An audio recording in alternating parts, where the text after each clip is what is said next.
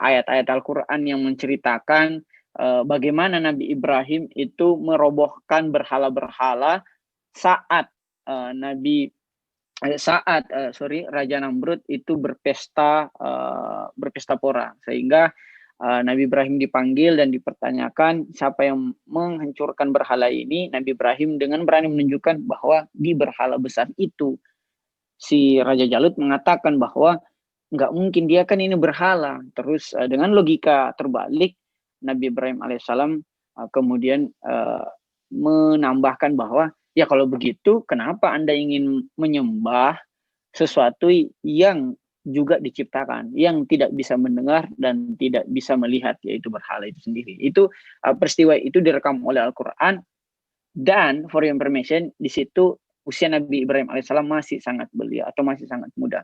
Yang kedua, yaitu Nabi Ismail alaihissalam. Nabi Ismail alaihissalam juga itu teladan pemuda, ditandai dengan ikhlasnya Nabi Ismail alaihissalam itu disembelih oleh ayahnya sendiri, ayah tercintanya. Sehingga wujud keikhlasannya itu kemudian Allah gantikan dengan biri-biri atau domba.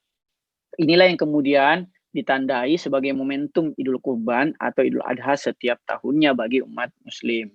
Nah, yang ketiga, Nabi Yusuf alaihissalam itu periode teladannya ditandai ketika ia dengan sangat suhud itu menolak rayuan dari Sulaika. Nah, di situ kan terlihat jelas dalam Al-Quran pula disebutkan Nabi Yusuf itu digoda oleh Sulaika sehingga baju dari Nabi Yusuf itu sobek gitu. Ada novel yang sangat menarik membahas tentang ini, Yusuf dan Sulaika. Karena kan setahu kita kan hanya peristiwa sobekan baju saja yang kita tahu. Ternyata ada peristiwa-peristiwa setelahnya. Bahkan ada filmnya nih, Nabi Yusuf alaihissalam.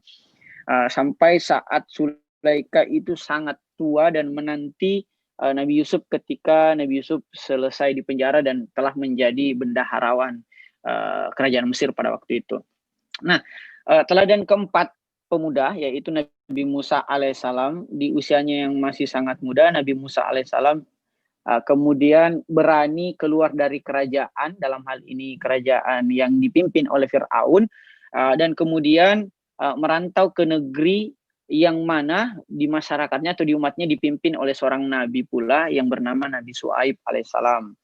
Nah, disitulah Nabi Syuaib alaihissalam menikahkan putrinya kepada Nabi Musa alaihissalam, yang mana dalam Al-Quran tercatat mahar untuk Nabi Musa alaihissalam yang notabene-nya di situ adalah seorang musafir atau seorang imigran, karena Nabi Musa mengatakan saya tidak memiliki harta, yaitu 8-10 tahun bekerja tanpa digaji. Jadi kita bisa asumsikan nih guys, misalnya kita bekerja dalam satu pekerjaan tanpa digaji hanya untuk uang makan saja, mungkin sekitar kita asumsikan aja ya, setiap hari mungkin kita makan 3 kali, anggaplah 15 1 kali 45, selisihnya sampai 50.000 lah setiap hari, 1 bulan 1,5, 1 bulan. Itu kita kalikan dalam 8-10 tahun.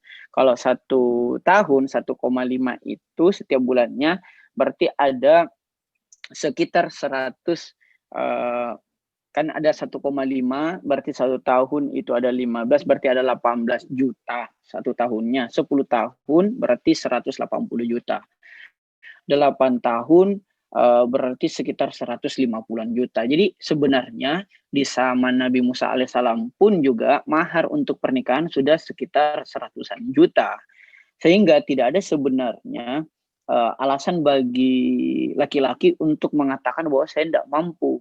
Anda kan bisa kerja, misalnya ya selama 8-10 tahun kalau Anda baru memulai. Tapi kalau Anda sudah pernah memulainya atau alhamdulillah kalau Anda punya aset, ya ini bisa menjadi rujukan bahwa Nabi Musa alaihissalam pun yang seorang musafir pada waktu itu maharnya 8-10 tahun bekerja tanpa dibayar.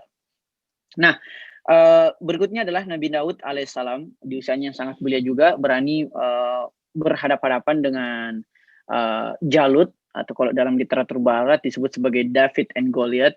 Nah, di situ terlihat jelas usia belia Nabi Daud alaihissalam itu berani melawan Jalut yang notabene-nya seorang raksasa dan bermodalkan dengan ketapel. Nah, teman-teman bisa juga melihat banyak visualisasi-visualisasi terhadap perlawanan Nabi Daud alaihissalam terhadap raksasa Jalut yang merupakan perwakilan dari kerajaan Tiran pada waktu itu, sehingga Nabi Daud diangkat menjadi raja dan kemudian membesarkan anaknya yang menjadi salah satu orang terkaya di muka bumi, atau mujizatnya adalah orang yang paling sangat kaya yang tidak akan pernah ada satu makhluk pun yang melebihi kekayaan Nabi Sulaiman alaihissalam.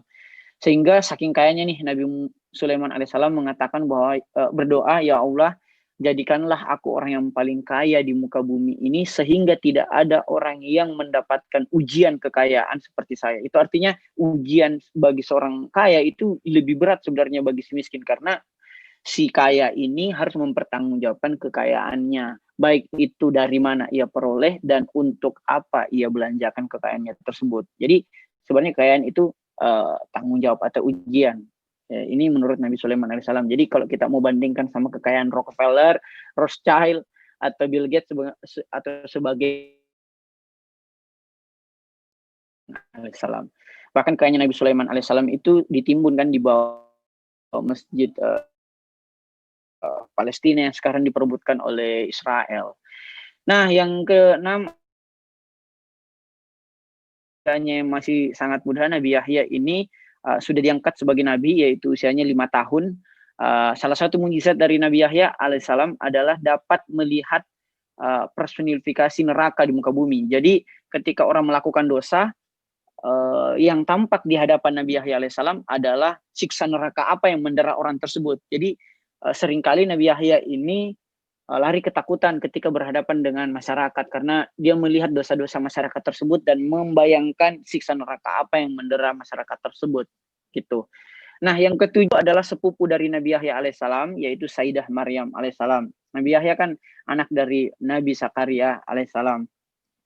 Nabi Zakaria kan saudara dengan Imran. Jadi ada satu ayat dalam Al-Quran disebut sebagai Ali Imran, itu keluarga memiliki anak yang namanya Sayyidah Maryam alaihissalam. Di usianya yang juga sangat muda dapat melahirkan tanpa pernah disentuh satu orang laki-laki pun, yang kemudian ia melahirkan Nabi Isa alaihissalam. Di usia juga yang masih sangat muda, bahkan masih bayi, sudah bisa bicara. Ini bukan mudah lagi nih, masih kecil sekali sudah pasti berbicara untuk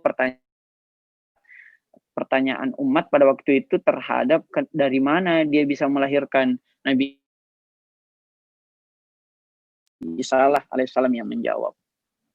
Yang kesembilan ini bukan Luqman Hakim ini seorang yang sangat bijaksana, bahkan ada surah dalam Al-Quran yang khusus membahas tentang Luqman, yaitu Quran surah Luqman. Nah, dan yang terakhir adalah Ashabul Kahfi. Ini adalah 7 orang pemuda yang ditidurkan oleh oleh Allah Subhanahu wa taala selama 309 tahun. Yaitu sesaat sebelum kemunculan Nabi Isa alaihissalam. Jadi Ashabul Kahfi ini lebih dahulu dibandingkan Nabi Isa. Nabi Isa kan kita tandai dengan 1 Masehi, Ashabul Kahfi ini sebelum Masehi. Tapi setelah Nabi Yahya alaihissalam. Jadi kurang lebih mungkin di periode-periode kayak di zaman Yunani kuno kurang lebih. Nah, itu di pemuda teladan para Rasulullah SAW. Nah, pemuda teladan di zaman Rasulullah SAW, tentunya Rasulullah SAW sendiri, yaitu ketika dia di usia yang muda telah mendirikan organisasi yang namanya Hilful Fudul, sebuah organisasi kemasyarakatan yang bertugas untuk menghidupkan wara atau mencegah amar ma'ruf nahi mungkar. Nah, jadi semacam civil society untuk menegakkan akhlak gitu atau moral publik. Jadi kelompok-kelompok pemuda yang didirikan oleh Rasul SAW. Dia juga sudah sangat mandiri di usia yang 12 tahun. Nah, untuk teladan perempuan di zaman Rasul ada Sayyidah Fatimah alaihissalam. Ini adalah anak tersayang atau anak kesayangan Rasul, yaitu Sayyidah Fatimah alaihissalam. Di usianya yang sangat muda juga telah menjadi ummi abiha atau ibu bagi bapaknya, dalam hal ini merawat Rasul SAW yang yatim piatu dan ditinggalkan istri tersayangnya Sayyidah Khadijah di usia di usia yang ke-50. Jadi ini juga for information, Rasul poligami itu hanya 13 tahun di usianya yang ke-50 sampai 63 dan Rasul itu monogami itu lebih lama, yaitu 25 tahun. Di umurnya yang ke-25 sampai umur 50 tahun, yaitu sepeninggal Khadijah. Jadi saat Khadijah atau istri pertama Rasul itu masih hidup, dia tidak pernah poligami sama sekali. Jadi ini untuk menepis anggapan bahwa Rasul ini gila perempuan, kayak gitu. Nah, yang ketiga, Sayyidina Ali karramallahu wajahu, dialah pemuda yang masuk dalam hadis Rasul bahwa tidak ada pemuda kecuali Ali di saat perang Uhud, di mana para sahabat itu meninggalkan Rasul kocar-kacir karena diserang oleh serangan balik dari kaum musuh. Hanya Sayyidina Ali yang di tengah parit melindungi Rasul SAW yang nyaris meninggal. Nah, yang keempat adalah anak dari Sayyidah Fatimah dan Sayyidina Ali, yaitu Sayyidina Hasan dan Sayyidina Husain. Yang kelima, keduanya juga masuk dalam hadis Rasul sebagai penghulu pemuda di surga atau pemimpin pemuda di surga nantinya. Dan yang terakhir yang bukan bagian dari keluarga kenabian, dia juga bukan nabi, yaitu Usama bin Sa'id radhiyallahu anhu, yang di usianya ke-18 tahun diangkat sebagai jenderal perang untuk melawan Bizantium. Salah satu pilar kekuasaan pada waktu itu yang mencoba menyerang Islam. Nah, Bizantium itu Romawi Timur. Jadi Usama ini di usianya yang masih 8 tahun itu sudah menjadi jenderal perang yang diangkat sendiri oleh Rasul Shallallahu Alaihi Wasallam. Nah, untuk kategori terakhir dan pasca Rasul Shallallahu Alaihi Wasallam ada 10 berturut-turut. Zainal Abidin alaihissalam, yang merupakan anak dari Imam Husain alaihissalam, Bakir As-Sadr alaihissalam, Abidin, Ja'far Shadiq alaihissalam. Ini disebut sebagai Universitas Ja'far As-Shadiq atau universitas yang pertama kali ada di muka bumi, yaitu di tahun 700 Masehi, jadi lebih duluan daripada Universitas Bologna di Italia yang berdiri pada tahun Masehi. Jadi lebih duluan abad nih Universitas Ja'far As-Shadiq yang menurut beberapa pakar sejarah memiliki murid sebanyak 4.000 murid. Salah satunya adalah 4 imam besar Ahlus Sunnah wal Jamaah, yaitu Imam Abu Hanifah dan imam-imam lainnya. Nah, yang keempat Imam Musa Qasim alaihissalam, anak dari Ja'far As-Shadiq. Berturut-turut setelah itu ada Imam Ali Ridha alaihissalam, Muhammad Jawad alaihissalam, anak dari Imam Musa Qasim, yaitu Sayyidah Fatimah Maksumah alaihissalam atau saudara dari Imam Ali Ridha. Ada Muhammad Ali Hadi alaihissalam, anak dari Muhammad Jawad alaihissalam. Ada Muhammad Hasan Al-Askari alaihissalam. Dan yang terakhir Ahmadi Al-Muntasar alaihissalam yang diangkat sebagai imam di usianya yang sangat belia, yaitu di usia 5 tahun.